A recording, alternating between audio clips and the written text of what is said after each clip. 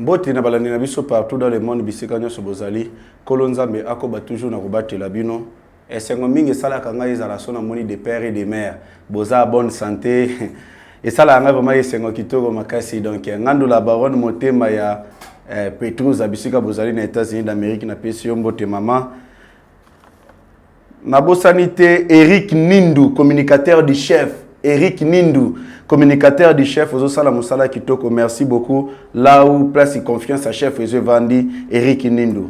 Sans oublier Topin Kabongo, parsec particulier du chef de l'État. Papa Nabiso Topin Kabongo continue toujours avec sa fidélité vis-à-vis de mon conseiller Mboka. Aussi Nabo sanitaire directeur, il y a protocole du chef de l'État, Yepé Place Azali, Moussala Kitoko, on appelle Siombote.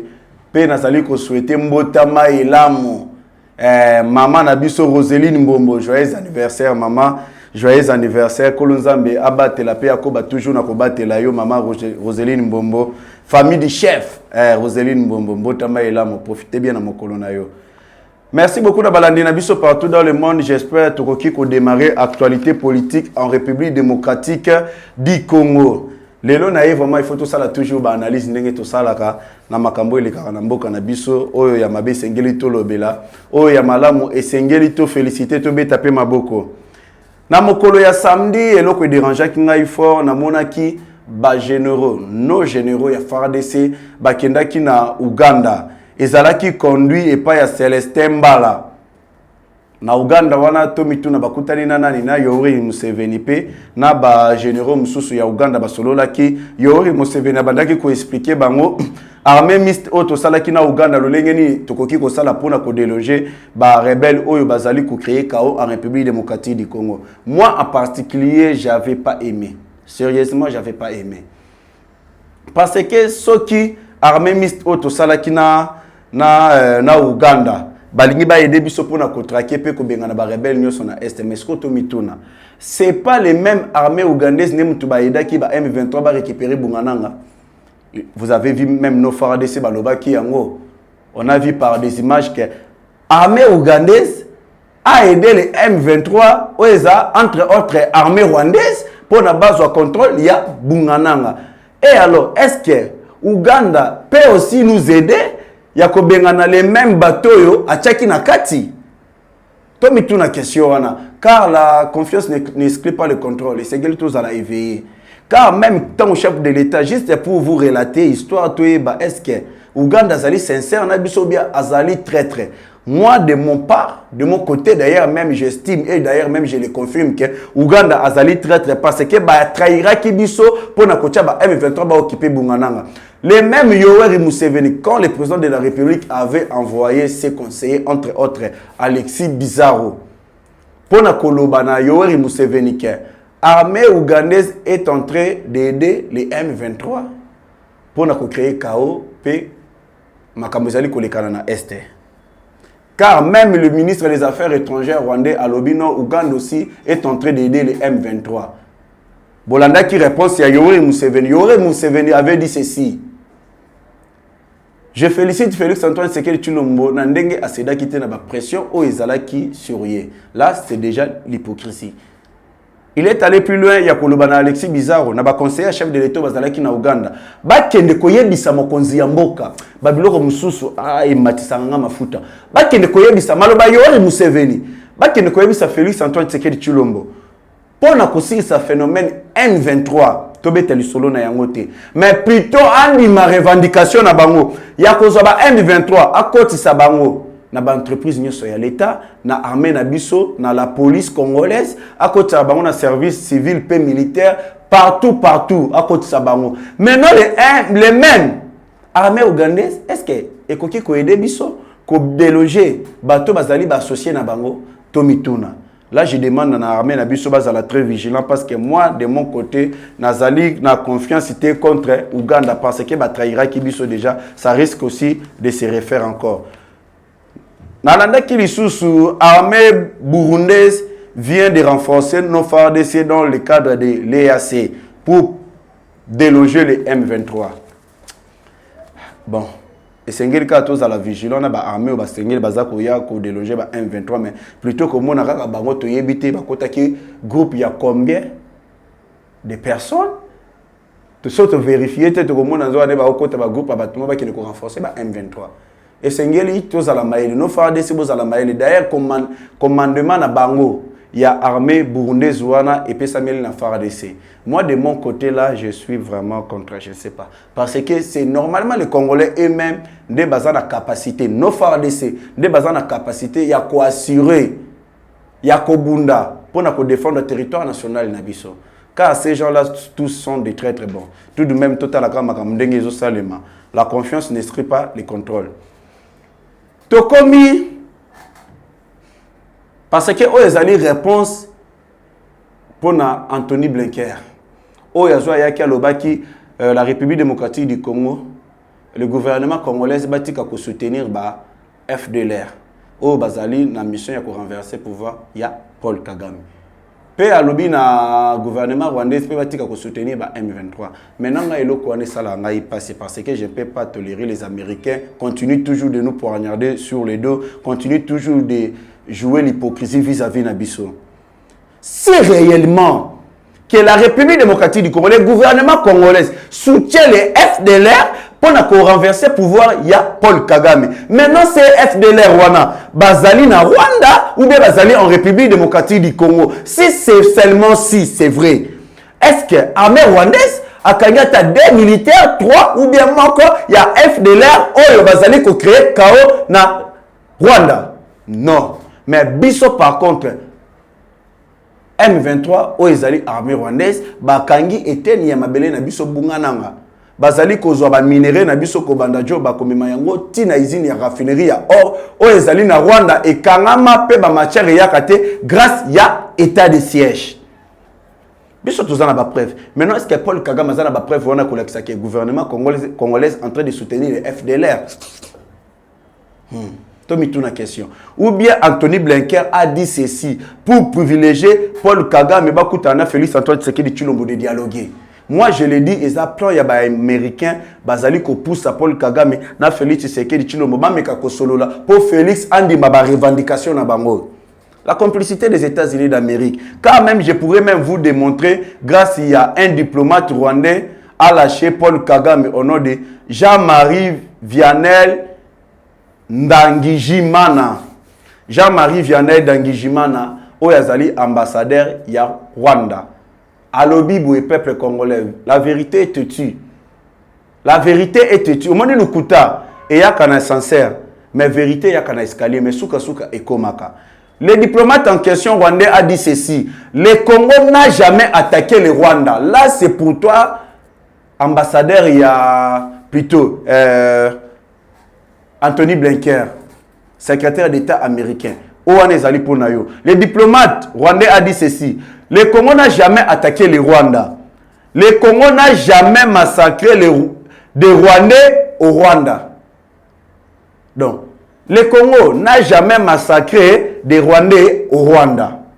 Par contre, notre armée rwandaise qui a été envoyée au Congo en 1996 a détruit des millions de Congolais par assassinat direct, aussi par des dégâts collatéraux. Plutôt collatéraux. Ce qu'a dit l'ambassadeur Rwanda. Alobi, le Congo n'a jamais attaqué le Rwanda. Le Congo n'a jamais massacré des Rwandais au Rwanda. Par contre, notre armée qui a été envoyée au Congo en 1996 a détruit des millions de Congolais par assassinat direct, aussi par des dégâts collatéraux. Là, c'est ambassadeur Rwanda. Alobi, vérité, alobi, non. Jamais na koki kotambola na makila ya peuple congolais na même lisumu oyo, non. Na boyi makambo yo Paul Kagame azali kosala koboma ba congolais nga pe na kota na kati. Alobi na sokola na maboko. Il est allé plus loin, alobi boyi. Les Rwandais doivent demander pardon aux Congolais. Même si c'était pour chasser Mobutu au pouvoir. Mobutu n'avait pas besoin du Rwanda pour partir. La conséquence de ça, il y a eu des millions de Congolais qui sont morts. Maintenant, le Rwanda avait quel pouvoir? Le Rwanda, bazali banani, pour nabiso Congo, pour nabatinda, tout in armée. Et il y a namboka nabiso kobenga na Mobutu, oyazalaki na pouvoir à l'époque d'Isaïr. Rwanda. Mais les mêmes Paul Kagame est en train de dire que le gouvernement congolais a soutenu FDLR pour renverser le pouvoir. Oh, il y a une preuve, mais Biso Congo, tu as une preuve, oh, l'armée rwandaise Ayaka Awa en République démocratique du Congo en 1996 pour Nakobengana Mobutu na pouvoir. Peuple congolais, Bososola. Les rapports mapping sortis pour des crimes au Congo, il ne faut pas que la communauté internationale, la France et les États-Unis d'Amérique laissent passer ce rapport mapping. Il y a d'autres rapports qui ont été cachés dans les tiroirs. Alors, c'est la communauté internationale, France, États-Unis d'Amérique. Botika rapport mapping wana evanda kaka bongote et les kaka bongote na massacre oyo armée rwandaise à la République démocratique du Congo. Ndenge aboma ba Congolais. Alors bien ça ba rapport mususu oyo bazu ba bomba ngona tiwa balinga ko bimisa yango te. Voyez vous-même que les États-Unis d'Amérique ne sont pas sincères, ne peuvent pas laisser leurs partenaires au Rwanda oyo bayiba pendant plus de 25 ans ba minerai na biso na nzela ya Rwanda. La France, la communauté internationale tout. Peuple congolais, tout le monde complexe ya poso, complexe d'infériorité tout le monde yango. C'est nous les Africains, nous avons la capacité de défendre Mabélé Nabiso. Les États-Unis d'Amérique, même RIS, la communauté internationale, tous ces multinationaux ne peuvent pas venir ici ou même ne peuvent pas nous aider pour notre solution à problème Nabiso. Mais plutôt, bango bazana posa tous a toujours un problème pour bakoka koiba. Car les États-Unis d'Amérique, la communauté internationale, la France, bango sowana, balia kana insécurité les kakana est.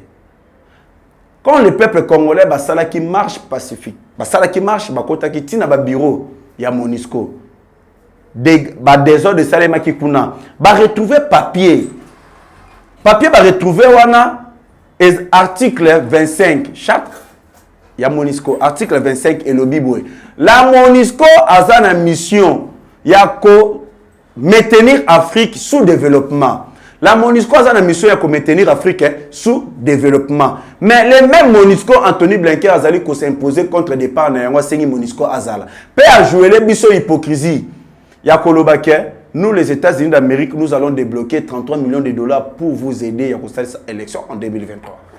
Maintenant, biso peuple tolobi MONUSCO a kende, ya zobo ya MONUSCO a kende, tandis que MONUSCO a une mission de maintenir l'Afrique sous développement. Si vous avez maintenir biso sous développement, est-ce que vous avez développement est-ce que vous avez porté biso solution?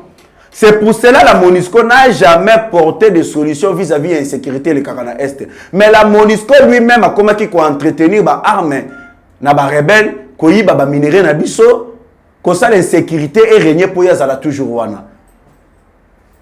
Mais non, États-Unis d'Amérique, Aza sérieux vis-à-vis Nabiso ou bien Bazali ba hypocrite. Les États-Unis d'Amérique sont des hypocrites. Car les mêmes États-Unis d'Amérique, ba vota qui embargo ya mando qui est à la maintenir contre Biso, to koka kosoma mando kité, to bundisa ba partenaire na bango to ezali armée rwandaise, Rwanda. Car grâce ya ndenge bazwa bongana na ba minerai ndenge zo kundaka na Rwanda, ba américain pe bazali kolia na katiwana. Eza plan na bango. Et alors, il s'est biso peuple congolais pour Afrique se développer. Tous en a pour ça pour se PMBT. Kaka biso moko tous en a capacité de développer mboka na biso. Et c'est ngeli tout sur la peuple congolais. Ambassadeur rwandais wana lobi susubwe. Le gouvernement rwandais actuel doit prendre du courage pour demander pardon aux Congolais. C'est comme ça aussi qu'on fait la réconciliation, aussi la paix. Alors, tout le gouvernement rwandais actuel, babota courage. Basenga ba Congolais bolimbisi alobi boye pende mutu sala ka réconciliation pe kimia ekota bosenga bolimbisi. Et le même ambassadeur a dit si un Rwandais na Rwanda olobi clairement que armée rwandaise et la République démocratique du Congo et bomaka des millions de Congolais bakufaki mais yebaka yo mutolobi wana bakokanga yo batio na prison soit babomi yo na régime ya Kigali. Et le Kouano Kolo Bango na Rwanda te, Atoza Rwanda Kolo Belo Kouana te. Et le peuple doit comprendre que ce ne sont pas tous les Rwandais qui sont contre nous, mais c'est le gouvernement de Kigali, de Paul Kagame, même des Rwandais en train de condamner ce que fait Paul Kagame. Nalanda qui même un Rwandais a tweeté, a dit ceci.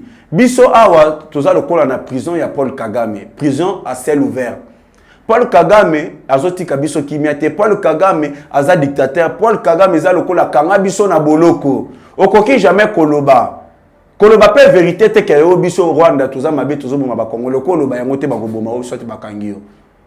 Alors bazali ko senga ke la communauté internationale ba aider bango Rwanda ba bengisa e ba kanga et plutôt ba bengisa Paul Kagame ba kanga e pona ba crime ozo sali na Congo.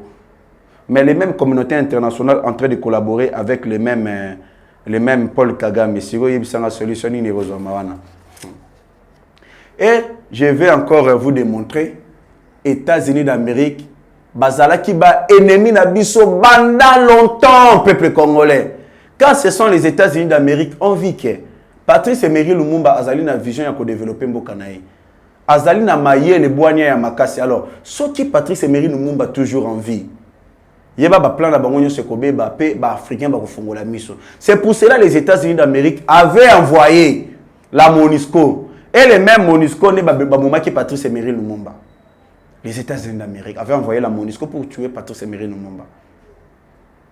Bososola, les États-Unis d'Amérique ne sont pas sincères.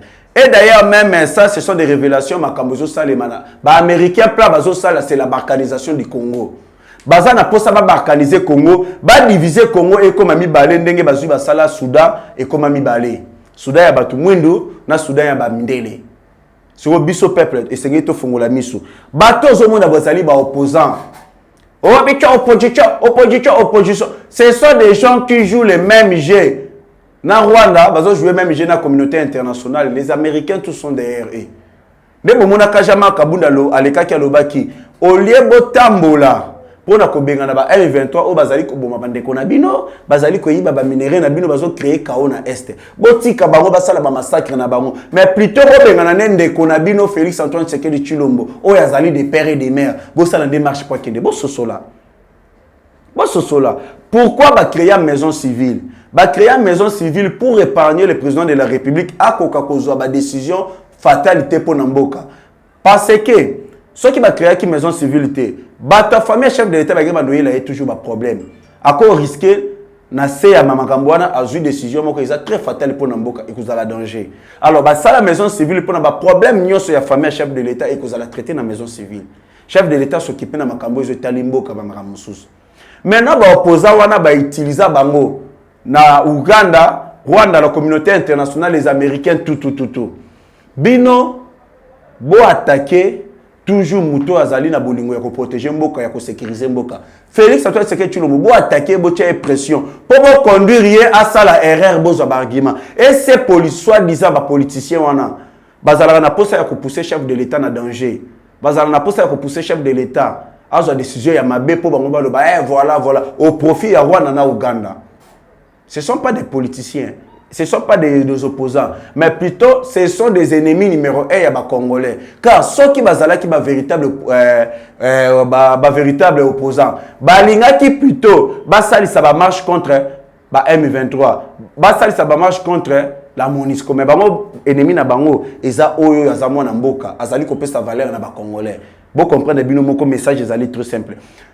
Les Américains cherchent à diviser le Congo comme ils ont fait avec les Soudan. La minute est comme Soudan, des Soudan. Il y a Batumwindu na ya Bamindele. Ce que plan bazana yango za ko diviser Congo, balkanisation ya Congo peuple, to fongola miso, to zana Congo ga moko. Ba opposant wana o bozo ka ba ocha ba makelele bazana ba nationalité douteuse. Ba nationalité la bango boyebi bien ke bazali ba étranger. Ce qui indeli biso na mboka, ba ozonga na bango na mboka na bango. Bazana ba double nationalité mais yonanga tozana nationalité moko. Bande kona biso bazana poto. Ba o bazotala ba opesa bango salaire ya bien. Mais ba taxe et les qui trop. Bazoko ka ko vivre situation bazana on a poto ba ko raté. Bazana posta mboka na bango avancer développement malamu ezala. Misala makamyo ezala kimia po ba ko ka kozonga. Misusu bazana mayele o ba découvrir na poto. Batangeli yango kuna bazana posta bazwa mayele wana basala na mboka na bango. Mais siko soki biso ngai na yo to socialité. Ce qui ngana yo to bundite po na mboka na biso et kende liboso yeba ke to kozala toujours sous-développé et kozala intérêt pour na bamindele. Les Américains avaient demandé à Laurent Désiré Kabila pour diviser le Congo. Les Américains avaient demandé à Laurent Désiré Kabila pour diviser le Congo. Mais Laurent Désiré Kabila avait refusé. C'est pourquoi Laurent Désiré Kabila, le Congo reste un et indivisible. Le Congo reste un et indivisible. Donc, Congo écoutique la mort, écoutique la kokabwanate. Et donc, Laurent Désiré Kabila, à l'Obaka, après avoir koboya proposition à Américain pour diviser le Congo de balkanisation. Des Américains batala qui balobia. Le col à Laurent Désiré Kabila, aboyi balkanisation salima. Alors, et sengeli to et carte na kobomae. Des utilisaka Hippolyte Kanambe Kazemere na Rachidi. Rachidi, ne mutabetaka Laurent Désiré Kabila Massas. Mais to mituna question. Tango bakangaki Rachidi, bakutaki carte de visite ya ba américain na poche nae. Comment se fait-il un garde rapproché du président de la République à koki kozala na carte de visite ya ba américain? Ya mone mtezala qui preuve que c'était les Américains qui avaient envoyé Rachidi ya ko assassiner Laurent Désiré Kabila à complicité na Hippolyte Kanambe Kazemere. Nde bazwa ki Hippolyte Kanambe Kazemere en étant un Rwandais. Batie na pouvoir pour na amema procédure ya balkanisation ya Congo. Et Hippolyte Kanambe Kazemire abundi. Tellement peuple congolais bazala qui veille va fongola kimisu. Hippolyte Kanambe Kazemire n'a pas réussi. Il y a quand même un plan de balkanisation en Congo. Comme a réussi rité. Donc moni basala qui ba accord na ya bango wana ya le 23 mars pour na kokoti sa ba Rwandais na ba institution sur ya l'état armé na biso la police congolaise na service de sécurité. Donc, la service de renseignement civil et militaire dans l'institution de l'État. Le coup la coca quitté puisque les Congolais étaient déjà éveillés. Le coup la toque na élection et les peuples congolais sont éveillés. Et Sengeli tocha o ya biso mutu ye alongwa. Mutu o peut-être ako bota courage à sala ndega o sala pona ko balkaniser Congo. Mutu na bango ba pona ki les Américains, les multinationaux, ba pona ki Martin Fayulu pour remplacer. Et le même Martin Fayulu Baponaki, Félix Tamazo Tali plan à Genève, Abia, où ils appellent les étrangers, ils m'ont en boca, n'a coquille jamais qu'on n'a qu'à étranger, on ne va diriger Mboka. Arrêtera qui signati. Les Rwandais là, candidat à Bangozala qui Paul Kagame. Maintenant, le messieurs en question, Félix, la diplomatie et Tchèque, c'est qui dans la Kisaki, alors qui avec la machine ou sans machine, nous irons aux élections. Les mêmes Martin Fayulu avait dit quoi? Élection, tu as une machine à voter, il y a bien une machine à voler. Tokei na élection les jours J batuna bakati ya basali bazali ko voter bomi tuna nini ngwezo sala ki pona Martin Fayulu a changé maloba aloba andi ma machine à voter o ya benga ki machine à voler ti lelo bala na biso batikala ko yebate nini sala ki Martin Fayulu andi ma machine o ya boyaki. Maintenant les gens ba ki yo boyaki no machine o benga ki a voler machine à voter et voter chef de l'État a gagné. Maintenant, la communauté internationale ont vu que ce qui est au lobby, tout Martin Fayulu, tout éclaté, ou Azali Mboka Félix, c'est que Chilombo. Kao et Kouzala Namboka, tu repères le contrôle Namboka. Dès Bazala qui est obligé à côté que Félix, c'est qu'il dit, ah, puis ma président, parce qu'il y a un Taganyaki. Si vous avez la Moukata, Félix a signé un accord, na M23 Boïboui. Mais Félix n'a régime, il y a Hippolyte Kanambe Kazemire. Azala, ni chef coutumier, ni chef du quartier, ni bourgmestre, à ta député. C'est quoi, il y a courage, il y a ça là-bas, on a M23 en tant que qui. Mais bon, ça n'est que candidat, il y a Rwanda, la communauté internationale, tout c'était Martin Fayulu. C'est pour cela que Bino Kaka Congolais manipulé, traître, vous allez trahir Mbokanabino, vous allez trahir Ndekonabino au détriment des étrangers.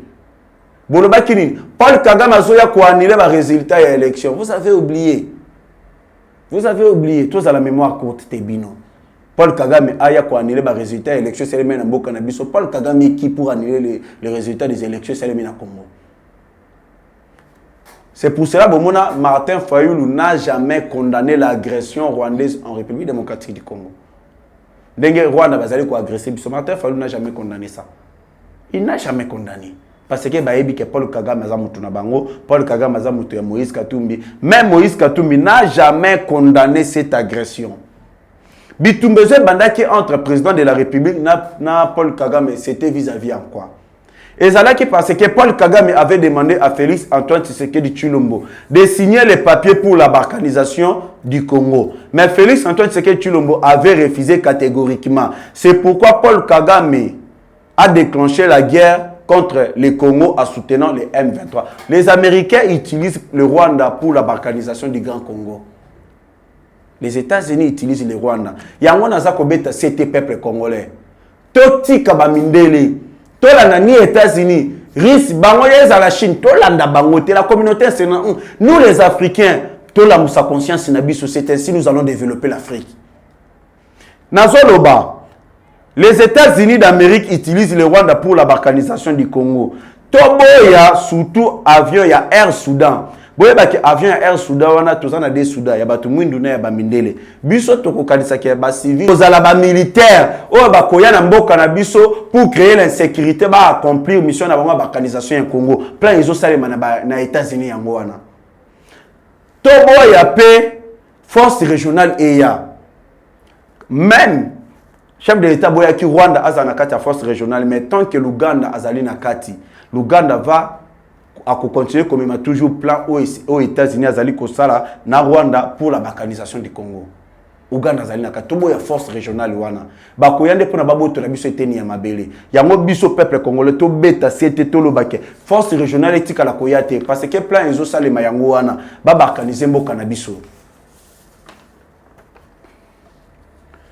Paul Kagame soutient à 100% la candidature de Moïse Katumbi à l'élection présidentielle de 2023.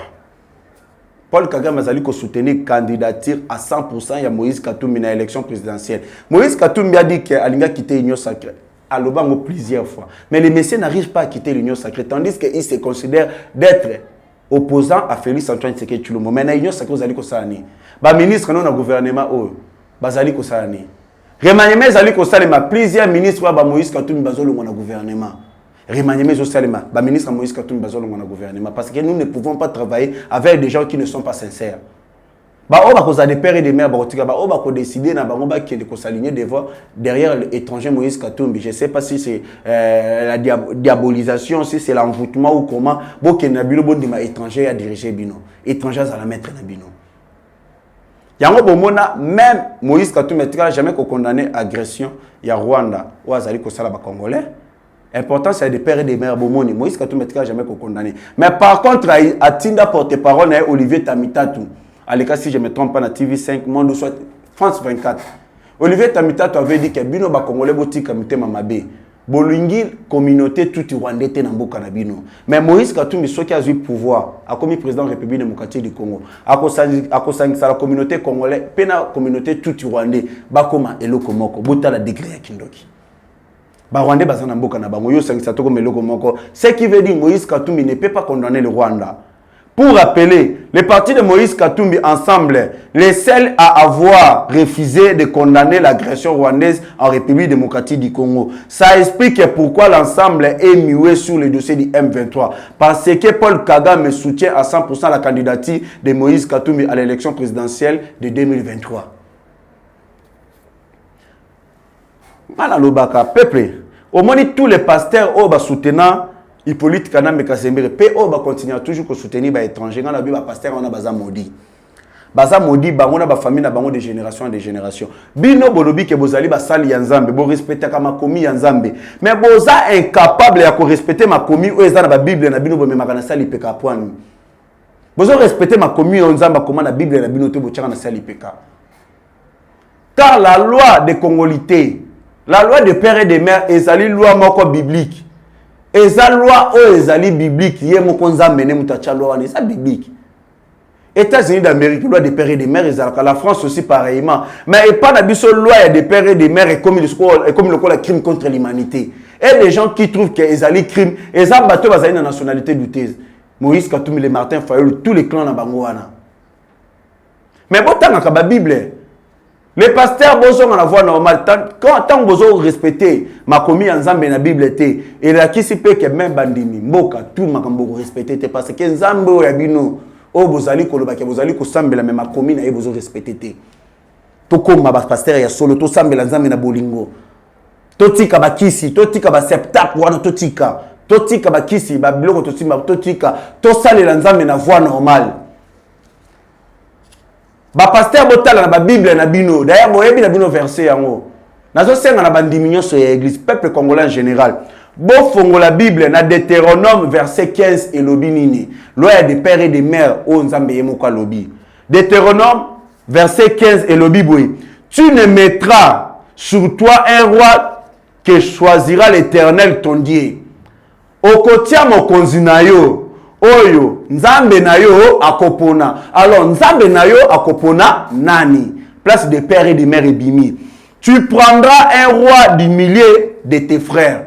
Tu prendras un roi du milieu de tes frères. Veni okozwa mokonzi oya ko diriger yo na katikati ya bandeko na yo, na kati ya bandeko na yo, de père et de mère.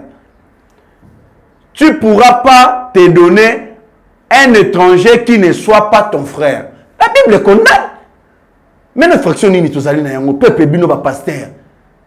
Bible ezali ko condamner, eza déjà loi de père et de mère. Deutéronome verset 15.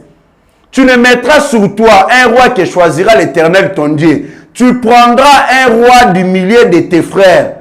Tu ne pourras pas te donner un étranger qui ne soit pas ton frère. Même la Bible dit la loi de père et de mère. C'est ça. Pourquoi tobunisa Noël tchani tingi tobunisa bango ponanini? C'est biblique. Loi de père et de mère, c'est biblique. Bato ba ko respecter yangote, bato ba ko tosa yangote. Tangu bino bozali ko kene na sima ya ba étranger bozala, boye ba ke bozali ko violer makomi ya Nzambe. Bozali ko violer ba oh na kolo banini. Ba commandation biblique, bozali ko violer yango. Boba Nzambe. Ce qui est tolongo na toke même boza ba verset, vous allez le vérifier chez vous. Po biso to yaka la makamba lukutate. Bon vérifier Deutéronome chapitre 1 verset 13. Yango pe le bini. Prenez dans vos tribus des hommes sages, intelligents et connus. Je les mettrai dans votre tête. C'est ce qu'a dit la Bible, Deutéronome chapitre 1 verset 13. Yango pe le biboué. Prenez dans vos tribus. Bozwa na ba tribu na bino na bikolo na bino des hommes sages, intelligents. Bastu ya bwana, ya bwanya, ya mayele. Et connus pe oyo boyebi bango. Ke bazaba ndeko na bino ya solo. Ngai nzambe na bino na kocha batu wana likolo na bino. Mutu wana na kocha likolo na bino po kamba bino. C'est biblique. Mais pourquoi to bundisa eloko ezali biblique? Peuple, cela c'est pour vous faire voir, vous contrôler la Bible. Vous avez la Bible. Deutéronome verset 15, puis na Deutéronome chapitre 1 verset 13. Vous comprenez que bino bozola na ba étranger, vous allez maudit de génération en génération, puis na ba famille na bino. Même maman ya 69 ans fabriqué par Nathan encore un régime na biso. Maman wana azali maudit parce que azali ba kanga azali mon Christ. Nazali muto catholique, mais ma commis en Nzambe bozo respecter yo azali ko soutenir Martin Fayulu azali étranger. Lokola ba pardon, le quoi ba opposant wana ba yebi état de droit et kangaka bato ba fingaka parce que la liberté d'expression est libertinage té. Au fini au konzambo ko fingi bato ezali crime, ezali infraction. Maintenant bango bazali ko banga boloko bazo so mama ya bato mukolo âgé de 69 ans. Bazo sacrifier mbeka. Muto azana mobile na ena bana na e. Mais bazo sacrifier mbeka bazo tche maloba. Ya ko finga. Mais siko so ezaki bazo sacrifier mama na te. Mais bino ba jeune bazali non. Bino moko bozali, pourquoi pas bozamba finga wana bino boloba? Parce que boyebi ke moko kangama. Justice qui para agité. Sami Jamal a fait la prison à Zalaki na 80 ans. Maman a juste 69 ans. Rien ne l'empêche pour la kangaï. Même notre justice pour la kokanga, même moi ata ba binaire, ba kangaka bango sikoyo mama mukolo bongo. Eza mikolo ne ba bebi sa bana mike, mais soko moni bana mike bazo bebi sa mukolo la mama la na ajaza na yangwa nozanga sorcellerie parce que muto azobanga nzamba azolo bakaza mu Kristo akoki jamais kotambola na lokuta o déformer maloba la première dame azo aloba kinayo apesi au verset public ala ki ceux qui ba critique ka me ba finga raté apesi na enveloppe parce que loba ki oza ceux qui mutapé maso combien ceux qui ndengeni wana ayebi ceux na devoir no critiquer mais ko finga té ate yo ke ya l'aise mais aux yeux déformer maloba wana o accuser la première dame au conseiller makambo mezo loba ki ozali mo santo Nzamba zali yo mama otozali nzamba zali nzamba ko beta bino ba fimbo boko regretter. Ici on est maintenant Bolanda qui Franck Diongo Peter Kaza Daloba qui clairement que Franck Diongo a et pas plus de 5 fois pour na chef de l'état à Lukalu qui l'a posté. Les mêmes Franck Diongo qui n'a pas proche à chef de l'état a même qui toujours de l'alliance naé et le président de la République comme Franck Diongo Zala qui déjà dans la liste de la prochaine nomination. Les messieurs le kola zanga qui patience a kenda qui déclencher guerre contre le régime actuel. Il y a le peuple congolais, Félix Abungi, idéologie à papa naïe à perdre vision. Idéologie à papa, il y a Félix Antoine Sekei Tshilombo, idéologie nini. Il y a le peuple d'abord ou bien idéologie, il y a Yo Franck Diongo d'abord. Yo moko loba na biso ke Etienne Tshisekedi wa Molomba à la kisa bino politique mais diplomatie bomba on réservé pour na mwana nae. C'est la diplomatie Félix Antoine Tshisekedi Tshilombo. Yo moko zo tubela. Maintenant ozo lobi ke Peter Kazadi tant papa Etienne Tshisekedi wa Molomba zalaki na bomo Peter Kazadi azali na IDPST mais plutôt era ni Peter Kazadi azalaki comme na cabinet azalaki na cabinet ya Ngoïka Sanji. Ngoïka Sanji a bimi à contredire Franck Diongo. Alobi non, nous ne pouvons pas faire l'opposition dans Lukuta. Alobi mais c'est Franck Diongo. Tika Lukuta. Peter Kazadi atikala jamais ko sala na cabinet na ngai. Papa Etienne Tshisekedi wa Mulumba zalaki moi je connais Peter Kazadi zalaki na IDPS. Peter Kazadi atikala jamais ko sala membre ya cabinet na ngai. Franck Diongo botala degré à Lukuta. Et le même Franck Diongo Azoua Keyi a décidé enfin de faire la paix avec Martin Fayoulou, qu'il compte rencontrer prochainement pour chasser Félix Antoine Tshisekedi Tshilombo au pouvoir. Alors en 2019, les mêmes Franck Diongo avaient traité Martin Fayoulou de malade mental. Alors que Martin Fayoulou a un problème Yamutu. Sur votre monnaie, les mêmes Franck Diongo est allé chercher. Alors bien Martin Fayoulou a signé Bolimbisi. Pour ne pas besoin Félix na pouvoir. Pour comprendre que Binoza association y a un problème mental. Association y a un parce que le baki wana liboma mais aucun luka liboma. C'est que na yopé au reconnaître que vous allez liboma. Ça là ce que vous faisiez c'est pas l'opposition. L'un des frères de Corneille Nanga s'amuse avec Lingot d'or.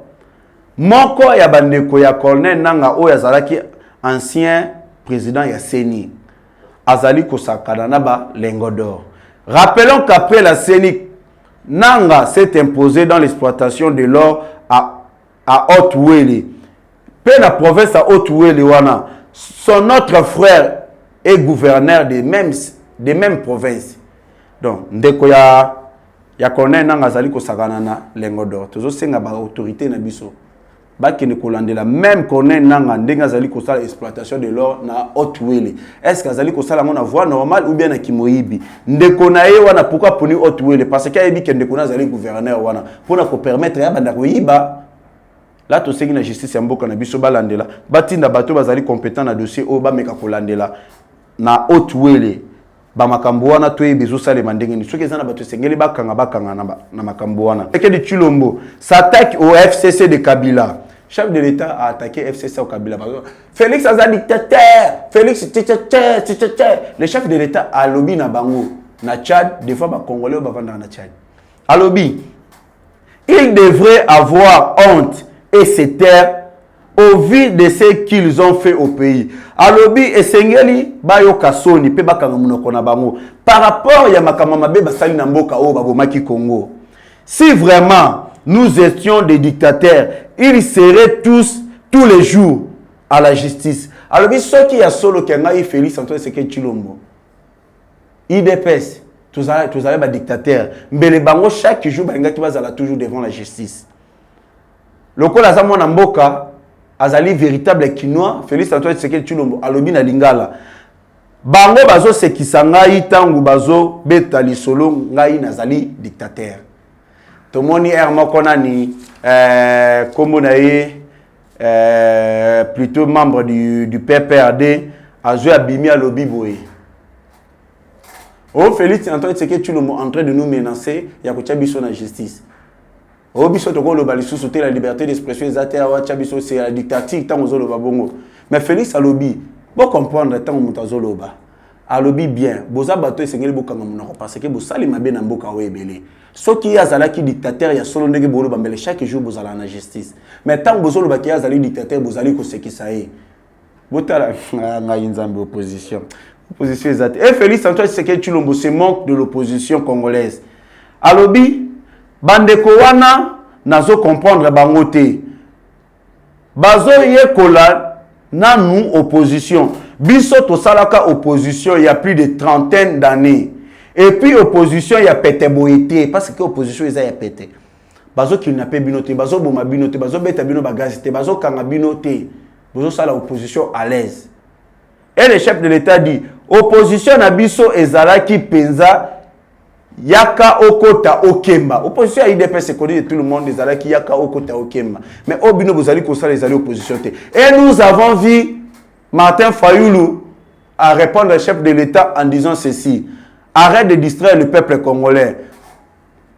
Pour lui, le plus important, pour Martin Fayulu, le plus important, c'est les M23 doivent quitter Bungananga et l'état de siège doit être levé. Donc pour Martin Fayulu, le but M23 va quitter Bungananga et l'état de siège.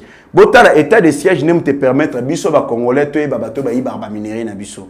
To ba milice ba ke Rwanda ibarba minéré na biso na nzela ya ba M23. Maintenant tant yo lobi ke ba M23 ba longwa oui, ba longwa état de siège. Donc ba M23 na ba banda ko iba biso moyen to yeba ezate.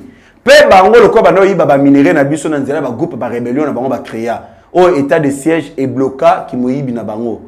Ne bazo ninga bazo ngela ba opération na bango bazo bambongo na ko boma ba congolais na ko armé ba miliciens na ko iba ba minéré na biso. Alors état de siège ne mte boma bango moyen ba sala opération ezate. Yango Martin Fayulu betaka toujours c'est que état de siège elongwa état de siège elongwa. Bandoki ya Congo bango wana. Félix Antoine Tshisekedi Tshilombo promet que toute personne qui lui traitera de voleur doit plutôt Félix Antoine Tshisekedi Tshilombo promet que toute personne qui lui traitera de voleur doit l'éprouver devant la justice. Alors bato nyoso bakobenga ngai Félix naza moyibi. Et sengeli bala kisa yango na justice veut dire ba preuve. Ce qu'on a na preuve té mais oloba ki onka pona ko tenir image ko salir image à chef de l'État. Et ali crime car le président de la République est sacré. Les garants de bon fonctionnement des institutions de l'État et le commandant suprême de l'armée et de la police congolaise, Azali sacré et outrage au chef de l'État. Place Nayo et en prison. C'est pour cela à lobby. Si les prisonniers vont se remplir avec les gens qui sont dans les mensonges et accusations sans fondement, il n'y aura pas de problème. À lobby, ce qui va prisonnier va kotonda ebele na batoyo bazali bato batondi sami na lokuta batoyo ba utilisaka ba accusation ya lukuta problème ezate ba kotonda na boloko. C'est ça aussi l'état de droit. Nous ne pouvons pas laisser parce que ça régime a Félix Antoine Tshisekedi Tshilombo bato ba fingaye o soki ba kanyi muta fingi chef de l'État oh non régime ane comme kanga bato mais non. Joseph Kabila et plutôt Kassavou le président l'ancien président Kassavou tellement zala qui faible et les gens vont ko sakana nae. Nde baloba ki no le pays ne peut pas être dirigé comme ça. Il va respecter mon Kozamboka. Nde bachaki o babengaki outrage au chef de l'État. Ko bandana tangu ya Joseph Kassavou, Hippolyte Kaname Kazembere Boyebi. Koko Matina Bamobutu tout. Koko Matina Félix Antoine Tshisekedi Tshilombo. Ce ko oana est comme crime mais pas chef de l'État parce que akoki jamais kolinga régime na efinga na osala nyo sondo olingi loko ya lo bayi ke ba prisonnier politique ba ozala tende pesi bino pouvoir ya koleka na ba etondo ike ko finga e la loi est dire mais c'est la loi bato nyo so ba ko sakana na personnalité du chef de l'État ba ko kanga bango là je vous dis le roi ko bi ko utiliser ba mama na ba ko kanga bango bolo ba ba kanye bato boye c'est ça aussi la beauté de la justice. On ne peut jamais tolérer bato ba tenir image ya mboka na ba injure na ko manquer ba autorité à Mboka, nous ne pouvons pas tolérer ça. Pour lelo je crois déjà to koki ko chiter kotoyo na mokolo ya lobi to koyela bino susu ba révélation ya makasi parce que to koki jamais ko vanda. Et sengeli to la ki sa peuple congolais banani bazali bandoki na banani bazali batoyo balingi mboka na biso Congo. Mais sans oublier ba congolais na lobi bota la loi ya des pères et des mères ezali biblique. 2023, tout ça Félix Antoine Tshisekedi Tshilombo prochain mandat. Yenda zali de père, toyebi papa de toyebi maman na e. To voter pe na ba député toyebi ke bazaba na yamboka. O toyebi place ba hotel na place ba bimeli. Car même la Bible ezali pour la loi des pères et des mères. Deutéronome boluka yango na ba Bible na bino Deutéronome verset 15. Et l'obi tu mettras sur toi un roi que choisira l'Éternel ton Dieu. Tu prendras un roi du milieu de tes frères. Tu ne pourras pas te donner un étranger qui ne soit pas de ton frère. Qui ne soit pas ton frère plutôt. Deutéronome chapitre 1 verset 13. Yé à l'obiboé. Prenez dans vos tribus des hommes sages, intelligents et connus. Je les mettrai dans votre tête. C'est biblique. Des pères et des mères, ils ont déjà wana. Merci beaucoup na balandi na biso bisika nyo sobozali sans oublier opération na biso tout ça na pour soutenir nos FARDC pour na collecte chef de l'État zali ko bunda yemo ko na bitumba oyote opération $1 pour tous les Congolais. pe tozo senga na ba mandataire ba gouverneur ba bourgmestre tout le monde les députés tous les ministres bato balingi mboka to landa initiative fo ezali malam. Merci à notre pasteur Guy Faye na Irlande au pas sensibiliser tous les diasporas pour na ko récolter bateau nyos même na église na ye ko zo moi misolo pour na ko aider nos FARDC pe ba diaspora partout dans le monde ba o bazotinda bazo continuer kotinda nzambe apambola bino na ba congolais tout à la République démocratique du Congo ba o pe bazo pe sa pe contribution na bango nzambe apambola bino procédure wana ezo kene malamu ba o ba kozala na posa ya ko soutenir nos FARDC na moi quelque chose au bozali na yango oyo bomoni bokoki bozali na yango parce que tu exiger montant te parce que biso eza $1 ceux qui bino ba diaspora 10 ou $20 50 ou $100 et il dépend toujours na selon ma coquille na yo numéro na ngezali plus 243 89 60 77 556 plus 243 89 60 77 556 na pesi mbote na ngando la baronne motema ya Petruza na États-Unis d'Amérique na pesi mbote na Bing Shing monoko ya Moïse na pesi mbote na chaîne Eso de Mouton TV. Merci beaucoup n'engezo aider toujours ba initiative ya chef de l'État na Godefroid Tubala na États-Unis d'Amérique na mwasi na ye molongani na ye Orneline Tubala na mwana bango ba utaki kobota na pesi mbote na Mamadou Polondo Makofi Mandoma na Allemagne na pesi mbote na Roger Luma molobeli ya Fachi na pesi mbote na France bisika zali pe na remercier ba proche ya chef de l'État oyo bazali toujours ko aider chef de l'État Eric Nindu communicateur du chef de l'État des pères et des mères. Merci beaucoup na ndengo zali ko aider mokonzamboka na musala malamu na Topin Kabongo par sec particulier du chef de l'État et sika confiance à mokonzi ya mboka Evanda Topin Kabongo na pesi mbote continue toujours na bolingo ya ko aider mokonzi ya mboka bongo na directeur ya ba protocole du chef de l'État pe na pesi mbote na ndengo bozali ko aider chef de l'État na musala malamu pe joyeux anniversaire maman Roseline Mbombo joyeux anniversaire mokolo ya le 16 lelo mbotama ela mo profite bien na mokolo na yo kolo nzambe apambola yo abatela yo abakisela yo mikolo ebele ya koleka maman na biso Roseline Mbombo famille du chef. Mes respects maman, merci beaucoup tout le monde na mokolo ezali koya. Bye.